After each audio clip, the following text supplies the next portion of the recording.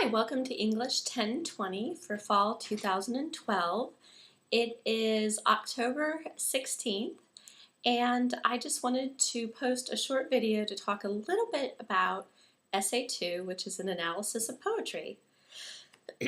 Pardon me. So I have your papers with comments and I'm going to submit those back to the Dropbox shortly. But there's a few things that we need to cover. First of all, please make sure you're reading your guidelines carefully. Essay 2 is to be an analysis of one or two poems, and you need to either analyze the symbolism or the imagery within those poems. Several of you did not do an analysis that included symbolism or imagery at all. If this had been a graded assignment, it would have received an F. So please make sure you read your guidelines carefully. Secondly, we need to talk about the use of sources.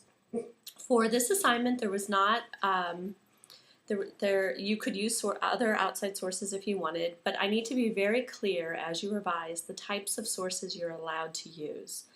You cannot use websites. Instead, you'll have to go to the Jackson State Community College Library website and you'll log on with the same stuff you log on to get into eLearn. Same password, same username, and you'll go into the online library databases. If you want to use an outside source to help support your points, you can only use academic resources. So you'll have to go through the library's homepage to get into the databases. This may have been covered for you in English 1010.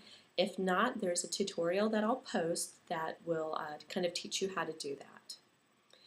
Third, we need to talk about plagiarism.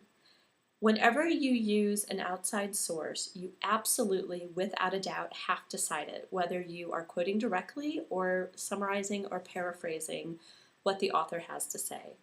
If you don't do that, that is considered plagiarism, and plagiarism is a very serious offense. It's when you try to pass off someone else's work as your own. In English 1010, you should have learned how to integrate sources into your work. I'm going to post a reminder about that. So it's very important that you cite your work correctly.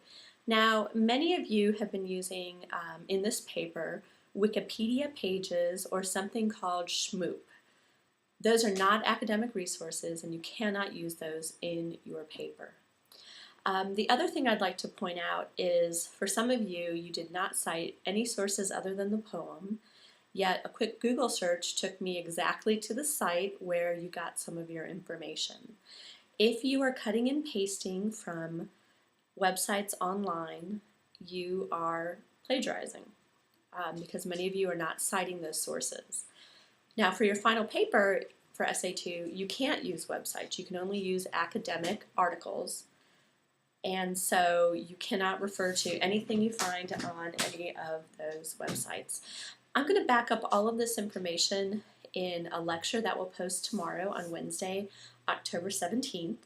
But if you have any questions about what you need to do on your Essay 2 revision, about using outside sources or what kind of sources you can use or how to cite them, please email me or make an appointment at the Jackson State Community College Writing Center for assistance. Thank you.